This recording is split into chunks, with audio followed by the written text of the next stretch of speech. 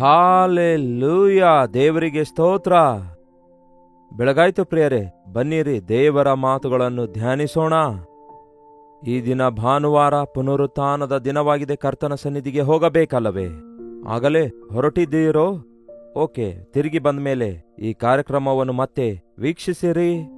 ಇನ್ನೂ ನೀವು ಸಭೆಗೆ ಹೋಗದಿದ್ದರೆ ನಿಮ್ಮ ಸಭೆ ತಡ ಮಾಡಿ ಆರಂಭ ಆಗುವುದಾದರೆ, ಇಲ್ಲವೇ 2ನೇ ಆರಾಧನೆ 3ನೇ ಆರಾಧನೆಗೆ ಹೋಗುವುದಾದರೆ, ಆ ರೀತಿ ಹೋಗಬೇಕೆಂದು ಪ್ಲಾನ್ ಮಾಡಿಕೊಳ್ಳೋದಾದರೆ ಬನ್ನಿ. ಹಾಗಾದರೆ ಈ ದಿನ ದೇವರ ಮಾತುಗಳನ್ನು ಧ್ಯಾನಿಸೋಣ.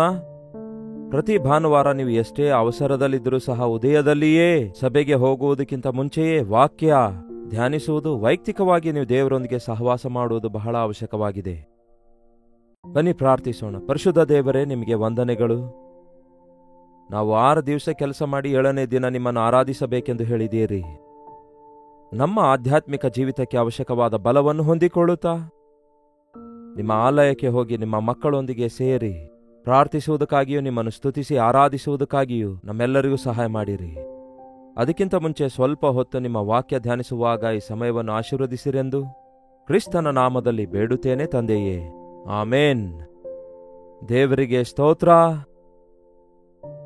ಎಫೆಸದವರಿಗೆ ಬರೆದಂತಹ ಪತ್ರಿಕೆ 3ನೇ ಅಧ್ಯಾಯ 14ನೇ ವಚನ ಓದುತ್ತಿದ್ದೇನೆ, ಕೇಳ್ರಿ. ಈ ಕಾರಣದಿಂದ ಪರಲೋಕದಲ್ಲಿಯೂ ಭೂಲೋಕದಲ್ಲಿಯೂ ಇರುವ ಪ್ರತಿ ಕುಟುಂಬವು ಯಾವ ತಂದೆಯಿಂದ ಕುಟುಂಬ ಎಂಬುದಾಗಿ ಕರೆಯಲ್ಪಡುತ್ತಿದೆಯೋ, ಏನಂತೆ, ಈ ಕಾರಣದಿಂದ ಪರಲೋಕದಲ್ಲಿಯೂ ಭೂಲೋಕದಲ್ಲಿಯೂ ಇರುವ ಪ್ರತಿ ಕುಟುಂಬವು ಯಾವ ತಂದೆಯಾದಾತನಿಂದ ಕುಟುಂಬ ಎಂದು ಕರೆಯಲ್ಪಡುತ್ತಿದೆಯೋ. ಕುಟುಂಬ, ದೇವರು ಕುಟುಂಬ ವ್ಯವಸ್ಥೆಯಿಂದಲೇ ಈ ಸೃಷ್ಟಿಯನ್ನು ಪ್ರಾರಂಭಿಸಿದ್ದಾರೆ. ಕುಟುಂಬಕ್ಕೋಸ್ಕರವೇ ಸಕಲ ಸೃಷ್ಟಿಯನ್ನು ಸೃಷ್ಟಿಸಿದ್ದಾರೆ. ಸೃಷ್ಟಿ ಎಲ್ಲವನ್ನೂ ಉಂಟು ಮಾಡಿ ಅದನ್ನು ಆಳುವುದಕ್ಕಾಗಿ ಆದಾಮನನ್ನು ಇಡುತ್ತಾರೆ. ಆದಾಮನಿಗೆ ಸಹಕಾರವಾಗಿರುವುದಕ್ಕಾಗಿ ಹವ್ವಳನ್ನು ಉಂಟು ಮಾಡುತ್ತಾರೆ. ಅವರ ಮೂಲಕ ಸಂತಾನೋತ್ಪತ್ತಿಯನ್ನು ಮಾಡಿ ಪ್ರಪಂಚದಲ್ಲಿ ಅವರು ಫಲಿಸುವ ಹಾಗೆ ನೀವು ವಿಸ್ತರಿಸಿ ಫಲಿಸಿರಿ, ಭೂಲೋಕವೆಲ್ಲ ಸ್ವಾಧೀನ ಮಾಡಿಕೊಳ್ಳಿರಿ ಅಂದಿದ್ದಾರೆ. ನೋಡಿ ಪ್ರಿಯರೇ, ಈ ಕುಟುಂಬ ವ್ಯವಸ್ಥೆ ಎನ್ನುವುದು ಎಷ್ಟೋ ಪ್ರಾಮುಖ್ಯವಾದದ್ದಾಗಿದೆ. ಆ ಮೊದಲ ಕುಟುಂಬದ ಮೇಲೆ ಸೈತಾನನು ದಾಳಿ ಮಾಡಿದಂತೆಯೇ ಈ ದಿನಕ್ಕೂ ಕೂಡ ಪ್ರತಿ ಕುಟುಂಬದ ಮೇಲೆ ಸೈತಾನನು ಅಟ್ಯಾಕ್ ಮಾಡುತ್ತಿದ್ದಾನೆ. ಕುಟುಂಬದಲ್ಲಿ ಐಕ್ಯತೆ ಇಲ್ಲದೆ, ಪ್ರೀತಿ ಇಲ್ಲದೆ, ಆನಂದವಿಲ್ಲದೆ, ಸಹನೆಯನ್ನು ತಾಳ್ಮೆಯನ್ನು ಇಲ್ಲದವರಾಗಿರುವುದಕ್ಕಾಗಿಯೇ ಎಷ್ಟೋ ಜಗಳಗಳಾಗ್ತಿವೆ, ಎಷ್ಟೋ ಹೋರಾಟಗಳಾಗ್ತಿವೆ. ಈ ದಿನಗಳಲ್ಲಿ ಅಸಹ್ಯವಾಗಿ ಮನೆಯ ಗೊಟ್ಟುಗಳೆಲ್ಲ ರಟ್ಟಾಗುವ ರೀತಿಯಲ್ಲಿ ಕೋರ್ಟಿಗೆ ತೆಗೆದುಕೊಂಡು ಹೋಗ್ತಿದ್ದಾರೆ. 10 ಜನರ ಮುಂದೆ ಮಾತಾಡಿಕೊಳ್ಳುವುದು, ಸೋಷಿಯಲ್ ಮೀಡಿಯಾದಲ್ಲಿ ಪ್ರಬಲಗೊಳಿಸೋದು, ಮರ್ಯಾದೆ ಕಳೆದುಕೊಳ್ಳುವಂಥವರನ್ನು ನೋಡ್ತೇವೆ. ಕುಟುಂಬ ಸರಿಯಾಗಿಲ್ಲದಿದ್ದರೆ ಸಮುದಾಯ ಹೇಗೆ ಸರಿಯಾಗಿರುತ್ತೆ? ಸಾಂಕೇತಿಕವಾಗಿ ಒಂದು ಕುಟುಂಬ ಸರಿಯಾಗಿಲ್ಲದೇ ಇರುವಾಗ ಆ ದೇಶ ಹೇಗೆ ಸರಿಯಾಗಿರುತ್ತೆ? ಈ ದಿನದಲ್ಲಿ ಅನೇಕ ದೇಶಗಳಲ್ಲಿ ಕುಟುಂಬ ವ್ಯವಸ್ಥೆ ಒಡೆದು ಹೋಗುತ್ತಾ ಇದೆ, ಇನ್ಕ್ಲೂಡಿಂಗ್ ನಮ್ಮ ಭಾರತ ದೇಶದಲ್ಲಿಯೂ ಕೂಡ ಕುಟುಂಬದ ಒಂದು ಮೌಲ್ಯವೇ ಇಲ್ಲದಂತಾಗ್ತಿದೆ. ನಮ್ಮ ದೇಶದಲ್ಲಿಯೂ ವಿವಾಹ ರದ್ದುಗಳು ಇವ್ಯಾವುದೂ ಒಂದು ಕಾಲದಲ್ಲಿ ಇರ್ತಾ ಇರಲಿಲ್ವಲ್ಲ, ಸರ್ವಸಾಧಾರಣ ಆಗ್ಬಿಟ್ಟಿದೆ ಈ ದಿನ. ಕುಟುಂಬ ಒಡೆದು ಹಾಕಬೇಕೆಂದು ಸೈತಾನನು ಪ್ರಯತ್ನಿಸ್ತಿದ್ದಾನೆ. ನಿಮ್ಮ ಕುಟುಂಬದಲ್ಲಿ ನೀವು ಹೇಗಿದ್ದೀರಿ? ಗಂಡ ಹೆಂಡತಿಯರಾಗಿ ನೀವಿಬ್ಬರು ಸಂತೋಷವಾಗಿದ್ದೀರಾ? ಇಬ್ಬರು ಸೇರಿ ಆನಂದಿಸುತ್ತಾ ಇದ್ದೀರಾ? ಹೃದಯ ಹಂಚಿಕೊಳ್ಳುತ್ತಾ ಇದ್ದೀರಾ? ಮಕ್ಕಳ ಭವಿಷ್ಯಕ್ಕೋಸ್ಕರ ಏಕಾಭಿಪ್ರಾಯದೊಂದಿಗೆ ತೀರ್ಮಾನ ತೆಗೆದುಕೊಳ್ತಾ ಇದ್ದೀರಾ? ನಿಮ್ಮ ಆದಾಯಕ್ಕಾಗಿ ಕರ್ತನ ಸನ್ನಿಧಿಯಲ್ಲಿ ಪ್ರಾರ್ಥಿಸಿ ಮನೆಯಲ್ಲಿರುವ ಕೊರತೆ ನೀಗಿಸಿ ದೇವರು ಆಶೀರ್ವದಿಸುವಂತೆ ಆತನ ಸನ್ನಿಧಿಯಲ್ಲಿ ಬೇಡಿಕೊಳ್ತಾ ಇದ್ದೀರಾ? ಕುಟುಂಬವಾಗಿ ಸೇರಿ ನೀವು ಪ್ರಾರ್ಥಿಸ್ತಾ ಇದ್ದೀರಾ? ಕುಟುಂಬವಾಗಿ ದೇವರ ಆಲಯಕ್ಕೆ ಹೋಗಿ ಆತನನ್ನು ಆರಾಧಿಸ್ತಾ ಇದ್ದೀರಾ? ಹೀಗೆ ಎಷ್ಟೋ ಪ್ರಶ್ನೆ ಕೇಳ್ತಿದ್ದೇನಲ್ಲವೇ? ನೀವು ಹೇಗಿದ್ದೀರಿ ಎಂದು ಒಮ್ಮೆ ಪರಿಶೀಲಿಸಿಕೊಂಡು ನೋಡಿರಿ. ನಿಮ್ಮ ಕುಟುಂಬದಲ್ಲಿ ನೆಮ್ಮದಿ ಇಲ್ಲದಿದ್ದರೆ, ನಿಮ್ಮ ಕುಟುಂಬದಲ್ಲಿ ಸಮೃದ್ಧಿ ಇಲ್ಲದಿದ್ದರೆ, ನಿಮ್ಮ ಕುಟುಂಬದಲ್ಲಿ ಒಂದು ವೇಳೆ ಸಂತೋಷ ಇಲ್ಲದೇ ಇದ್ದರೆ, ಸಮಾಧಾನ ಇಲ್ಲದಿದ್ದರೆ, ಈ ದಿನವೇ ನೀವು ಕರ್ತನನ್ನು ನಿಮ್ಮ ಮನೆಯೊಳಗೆ ಆಹ್ವಾನಿಸಿರಿ. ಈ ದಿನಗಳಲ್ಲಿ ದೇವರ ಸೇವಕರು ಪ್ರಾರ್ಥಿಸುವಂಥದ್ದು ವ್ಯಾಧಿಗಳಿಗಾಗಿ, ದುಡ್ಡುಗಾಗಿ, ಇದಕ್ಕಾಗಿ ಅದಕ್ಕಾಗಿ ಈ ದಿನ ದೇವರ ಸೇವಕರು ಪ್ರಾರ್ಥಿಸ್ತಿದ್ದಾರೆ. ಯಾಕೆಂದ್ರೆ ಅಂತಹ ಪ್ರಾರ್ಥನಾ ಮನವಿ ನೀವು ಕಳಿಸೋದ್ರಿಂದ ನಮ್ಮ ಕುಟುಂಬ ಕಟ್ಟಲ್ಪಡಬೇಕು, ನಮ್ಮ ಕುಟುಂಬ ಶಾಂತಿ ಸಮಾಧಾನದಿಂದ ಅಭಿವೃದ್ಧಿಯಾಗಬೇಕು, ನಮ್ಮ ಮಕ್ಕಳನ್ನು ದೇವರಲ್ಲಿ ಭಯಭಕ್ತಿಯುಳ್ಳವರನ್ನಾಗಿ ಬೆಳೆಸಬೇಕು, ದೇವರ ಪ್ರಣಾಳಿಕೆ ನಮ್ಮ ವಿಷಯದಲ್ಲಿ ನೆರವೇರಬೇಕು, ನಾವು ಆಧ್ಯಾತ್ಮಿಕವಾಗಿ ಬಲ ಹೊಂದಬೇಕು, ನಮ್ಮ ಇಬ್ಬರ ನಡುವೆ ದೇವರ ಪ್ರೀತಿ ಇರಬೇಕು, ನಮ್ಮ ಕುಟುಂಬದಲ್ಲಿ ದೇವರ ಆಶೀರ್ವಾದಗಳಿರಬೇಕೆಂದು ನಮಗೋಸ್ಕರ ಪ್ರಾರ್ಥಿಸಿರಿ ಎಂದು ಬೇಡಿಕೊಳ್ಳುವವರು ಎಷ್ಟು ಜನ ಇದ್ದೀರಿ? ಕೆಲವರು ಇದ್ದಾರೆ ಅಂದ್ಕೊಳ್ಳೋಣ. ನೋಡಿ, ಕುಟುಂಬ ದೇವರು ಕೊಟ್ಟ ಪರಲೋಕ ಆಗಿದೆ. ಅದಕ್ಕೆ ಪೌಲನು ಹೇಳ್ತಾನೆ, ಪರಲೋಕದಲ್ಲಿಯೂ ಭೂಲೋಕದಲ್ಲಿಯೂ ಯಾವ ತಂದೆಯಿಂದ ಕುಟುಂಬವೆಂದು ಕರೆಯಲ್ಪಡುತ್ತದೋ ಆ ತಂದೆಯಿಂದಲೇ ನಾವೆಲ್ಲರೂ ಬಂದವರಾಗಿದ್ದೇವೆ. ನಮ್ಮ ಹೋಲಿಕೆಯಲ್ಲಿ ನಮ್ಮ ಸ್ವರೂಪದಲ್ಲಿ ಮನುಷ್ಯನನ್ನುಂಟು ಮಾಡೋಣ ಅಂದಿದ್ದಾರೆ. ಮಾನವರೆಲ್ಲರೂ ದೇವರಿಗೆ ಮಕ್ಕಳಾಗಿದ್ದಾರೆ. ನಾವೆಲ್ಲರೂ ಆತನ ಸಂತಾನವೇ ಆಗಿದ್ದೇವೆ. ನಾವೆಲ್ಲರೂ ಆತನಿಂದಲೇ ಸೃಷ್ಟಿಸಲ್ಪಟ್ಟವರೇ ಆಗಿದ್ದೇವೆ. ಆತನ ರಕ್ತದಿಂದ ಕೊಂಡುಕೊಳ್ಳಲ್ಪಟ್ಟವರೇ ಆಗಿದ್ದೇವೆ ಎಂಬ ಸಂಗತಿ ನಾವು ಗುರುತಿಸಬೇಕು. ಸಭೆಗೆ ಹೋಗಿರಿ, ನಿಮ್ಮ ಸಭೆಗೆ ಹೋಗಿರಿ ಎಂದು ಮೇಲಿಂದ ಮೇಲೆ ಹೇಳುತ್ತೇನೆ. ಯಾಕೆಂದರೆ ಕ್ರಿಸ್ತನ ರಕ್ತದಿಂದ ತೊಳೆಯಲ್ಪಟ್ಟ ನಾವೆಲ್ಲರೂ ಪರಲೋಕದ ಕುಟುಂಬವಾಗಿದ್ದೇವೆ. ನಮ್ಮ ಕುಟುಂಬದ ಬಗ್ಗೆ ಯಾವ ರೀತಿಯಾಗಿ ನಾವು ಪ್ರಣಾಳಿಕೆ ಹಾಕಿಕೊಳ್ಳುತ್ತೇವೋ, ಯಾವ ರೀತಿಯಾಗಿ ನಮ್ಮ ಕುಟುಂಬವನ್ನು ನಿರ್ಮಿಸಿಕೊಳ್ಳುತ್ತೇವೋ, ಯಾವ ರೀತಿಯಾಗಿ ನಾವೆಲ್ಲರೂ ಒಟ್ಟಾಗಿ ಜೀವಿಸಬೇಕೆಂದು ಗುರುತಿಸುತ್ತೇವೋ, ಹಾಗೆಯೇ ದೇವರ ಆಲಯದಲ್ಲಿಯೂ ಕೂಡ ಸಮಾಧಾನ ಇರಬೇಕು. ಆ ಕುಟುಂಬಗಳ ಮೇಲೆ ಅಟ್ಯಾಕ್ ಮಾಡುವ ಸೈತಾನನು ಈ ದಿನ ಸಭೆಯ ಮೇಲೆಯೂ ಕೂಡ ದಾಳಿ ಮಾಡುತ್ತಿದ್ದಾನಲ್ಲವೇ? ಸಭೆಗಳಲ್ಲಿಯೂ ಕೂಡ ಭೇದಗಳು, ಎಲೆಕ್ಷನ್ಸ್ಗಳು, ಜಗಳಗಳು, ಅಯ್ಯೋ, ಹಾಸ್ಯಕ್ಕೆ ಗುರಿಯಾಗಿ ದೇವರ ನಾಮಕ್ಕೆ ಅವಮಾನವನ್ನು ತರುತ್ತಿದ್ದೇವಲ್ಲವೇ? ಚರ್ಚ್ ಎನ್ನುವಂಥದ್ದು ಒಂದು ಕುಟುಂಬ ಆಗಿದೆ, ದೊಡ್ಡ ಕುಟುಂಬ. ಅದರೊಳಗೆ ಎಲ್ಲ ಜಾತಿಯವರಿರಬಹುದು, ಎಲ್ಲ ಭಾಷೆಯವರಿರಬಹುದು, ಎಲ್ಲ ಸ್ಥಿತಿಗತಿಯಲ್ಲಿ ಇದ್ದವರಿರಬಹುದು. ನೋಡಿ, ನಾವೆಲ್ಲ ಕುಟುಂಬವಾಗಿದ್ದೇವೆ. ಕುಟುಂಬದಲ್ಲಿ ಎಲ್ಲರೂ ಒಂದೇ ರೀತಿಯಾಗಿದ್ದೇವೋ? ಒಬ್ರು ಚೆನ್ನಾಗಿ ಓದ್ತಾರೆ, ಒಬ್ರು ಓದಲ್ಲ, ಒಬ್ರಿಗೆ ಉದ್ಯೋಗ ಬಂದಿದೆ, ಇನ್ನೊಬ್ಬರಿಗೆ ಬಂದಿಲ್ಲ.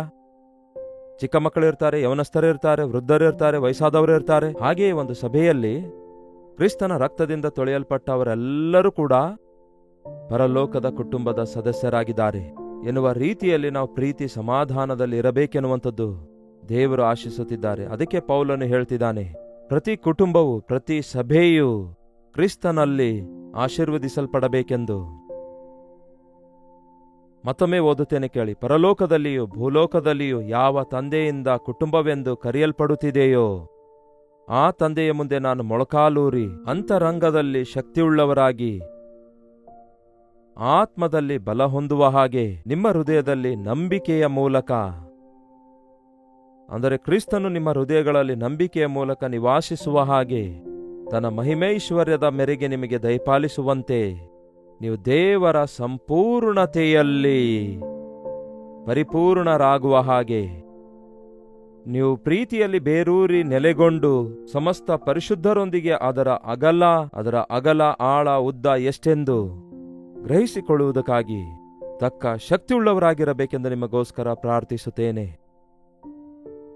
ದೇವರ ಮಕ್ಕಳಾದ ನಾವೆಲ್ಲರೂ ಏಕಮನಸ್ಸುಳ್ಳವರಾಗುವಾಗ, ದೇವರ ಪ್ರೀತಿಯಲ್ಲಿ ನೆಲೆಗೊಂಡಿರುವಾಗ, ನಾವೆಲ್ಲರೂ ಯೇಸು ಕ್ರಿಸ್ತನ ರಕ್ತದಿಂದ ತೊಳೆಯಲ್ಪಟ್ಟಂತಹ ದೇವರ ಮಕ್ಕಳಾಗಿರುವ ನಾವೆಲ್ಲರೂ ದೇವರ ಆಲಯಕ್ಕೆ ಹೋಗಿ ಆತನ ಪ್ರೀತಿ ಎಷ್ಟು ಎತ್ತರವಾಗಿದೆ ಎಂದು, ಎಷ್ಟು ಉದ್ದವಾಗಿದೆ ಎಂದು, ಎಷ್ಟು ಆಳವಾಗಿದೆ ಎಂದು, ಎಷ್ಟು ಅಗಲವಾಗಿದೆ ಎಂದು ಗ್ರಹಿಸಿಕೊಳ್ಳಬೇಕು. ನೋಡಿ, ಒಂದು ಸ್ಥಳ ಕೊಂಡ್ಕೊಳ್ಬೇಕಾದ್ರೆ ಒಂದು ಟೇಪ್ ಹಿಡ್ಕೊಂಡು ಆ ಮೂಲೆಯಿಂದ ಈ ಮೂಲೆಗೆ ಎಷ್ಟಿದೆ ಎಂದು ಅಳೆಯುತ್ತಾರಲ್ಲವೇ?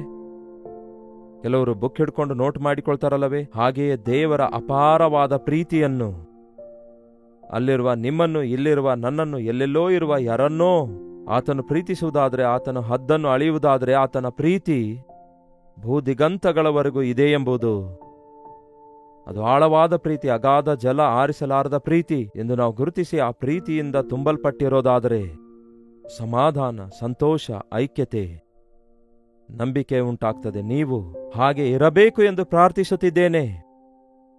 ಒಬ್ಬ ದೈವ ಸೇವಕನು ವಾಕ್ಯ ಸಾರುವುದು ಅಷ್ಟೇ ಅಲ್ಲ, ಮನುಷ್ಯರಿಗೋಸ್ಕರ, ಸಭೆಗೋಸ್ಕರ ವಿಜ್ಞಾಪನೆ ಮಾಡುವವನಾಗಿರುತ್ತಾನೆ. ಈ ಸಮಯದಲ್ಲಿ ನಿಮ್ಮ ದೈವ ಸೇವಕರು ಆ ರೀತಿ ವಿಜ್ಞಾಪನೆ ಮಾಡುವಂಥವರಲ್ಲ ಎಂದು ಹೇಳಬೇಡಿರಿ. ಅವರಿಗಾಗಿ ನೀವು ವಿಜ್ಞಾಪಿಸಿ.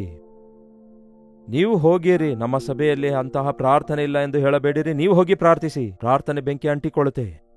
ನಮ್ಮ ಸಭೆ ಸರಿಯಾಗಿಲ್ಲ ಎಂದು ಹೇಳಬೇಡಿ, ನೀವೇ ಸರಿಯಾಗಿರ್ರಿ. ನಿಮ್ಮ ಪ್ರಭಾವ ಸಭೆಯ ಮೇಲೆ ಕಾಣಿಸಿಕೊಳ್ಳುತ್ತೆ. ಈ ದಿನ ದೇವರ ಸಭೆಯಲ್ಲಿ ಐಕ್ಯತೆ ಇಲ್ಲ, ಪ್ರೀತಿ ಇಲ್ಲ. ಏನೋ ಸುಮ್ಮನೆ ಹೋಗ್ತಾರೆ ಬರ್ತಾರೆ, ಆದರೆ ಅಲ್ಲಿ ಯಾವ ಸಹವಾಸ ಇರಲ್ಲ. ಆದಿ ಸಭೆಯಲ್ಲಿ ಅವರು ಅಪೋಸ್ತಲರ ಬೋಧನೆಯಲ್ಲಿಯೂ ಸಹವಾಸದಲ್ಲಿಯೂ ಪ್ರಾರ್ಥನೆಯಲ್ಲಿಯೂ ರೊಟ್ಟಿ ಮುರಿಯುವುದರಲ್ಲಿಯೂ ನಿರತರರಾಗಿದ್ರು ಎಂಬುದಾಗಿದೆ. ಅದಕ್ಕಾಗಿಯೇ ದೇವರ ನಾಮಕ್ಕೆ ಮಹಿಮೆ ಉಂಟಾಯಿತು. ಭಾನುವಾರ ಮುಖ್ಯವಾಗಿ ಪ್ರತಿ ತಿಂಗಳು ಮೊದಲನೇ ಭಾನುವಾರ ರೊಟ್ಟಿ ದ್ರಾಕ್ಷಾರಸ ಕೊಡ್ತಾರೆ. ನೀವು ಹೋಗಿ ಕರ್ತನ ಮೇಜಿನಲ್ಲಿ ಪಾಲ್ಗೊಳ್ಳಬೇಕು. ಅದರ ಅರ್ಥವೇನೆಂದು ಗಮನಿಸಿದ್ದೀರಾ?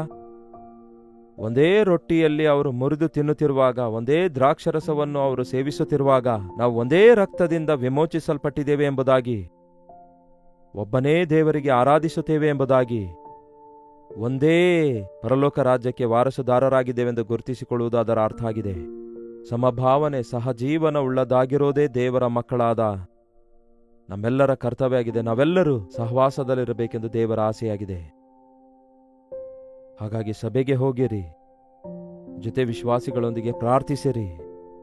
ರೊಟ್ಟಿ ದ್ರಾಕ್ಷರಸ ಆಚಾರವಲ್ಲ, ಅರ್ಥಗರ್ಭಿತವಾದ ಕಾರ್ಯವಾಗಿದೆ. ಹೃದಯ ಪರೀಕ್ಷಿಸಿಕೊಳ್ಳುತ್ತಾ ಶುದ್ಧೀಕರಿಸಿಕೊಳ್ಳುತ್ತಾ, ನನಗೋಸ್ಕರ ಪ್ರಾಣ ಕೊಟ್ಟ ಯೇಸುವೇ, ನನಗೋಸ್ಕರ ನಿಮ್ಮ ರಕ್ತವನ್ನೇ ಸುರಿಸಿದಿರಲ್ಲವೇ, ನಿಮ್ಮ ಪ್ರೀತಿ ಎಷ್ಟು ಶ್ರೇಷ್ಠವಾಗಿದೆ ಎಂದು ಎಲ್ಲರಿಗೋಸ್ಕರ, ನಿಮಗೋಸ್ಕರ, ನನಗೋಸ್ಕರ, ಎಲ್ಲರಿಗೋಸ್ಕರ ಲೋಕ ಪಾಪ ಹೊತ್ತುಕೊಂಡು ಹೋಗುವ ಯಜ್ಞದ ಕುರಿಮರಿಯಾಗಿ ಬಂದಂತಹ ಯೇಸು ಒಂದೇ ಒಂದು ಸಾರಿ ತನ್ನ ರಕ್ತದಿಂದ, ನಿರ್ದೋಷ ನಿಷ್ಕಳಂಕವಾದ ಕುರಿಮರಿಯ ರಕ್ತವೋ ಎಂಬಂತೆ ಶ್ರೇಷ್ಠವಾದ ತನ್ನ ರಕ್ತದಿಂದ ನಮ್ಮನ್ನು ವಿಮೋಚಿಸಿದ್ದಾರೆಂದು ನೆನೆಸಿಕೊಳ್ಳುವುದಕ್ಕಾಗಿ ಹಾಗೆ ಮಾಡಬೇಕು. ನಾನು ಯಾರಿಗೂ ದಾಸನಲ್ಲ, ನಾನು ಸೈತಾನನಿಗೆ ಒಳಗಾಗಲ್ಲ, ಪಾಪಕ್ಕೆ ಒಳಗಾಗಲ್ಲ.